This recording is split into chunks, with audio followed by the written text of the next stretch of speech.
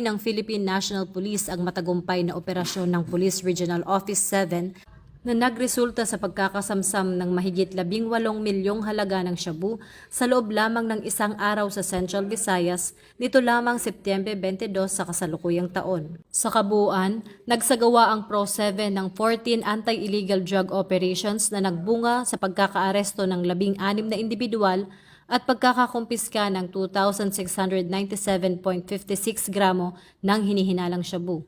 Kabilang sa mga nasabing operasyon ang pagkakadakip sa isang big-time drug personality sa Mandaue City at isang buy-bust operation sa Tagbilaran City na nagresulta sa halos 1 kilong shabu na nasamsam. Ayon kay Acting Chief PNP Police Lieutenant General Jose Melencio C. Nartates Jr., ang tagumpay ng operasyon ay hindi lamang simpleng pagpapatupad ng batas, kundi isang konkretong tugon sa panawagan ng Pangulo na buwagin ang mga sindikato ng droga. Ang mga naarestong sospek ay sasampahan ng kasong paglabag sa RA 9165 o ang Comprehensive Dangerous Drugs Act of 2002.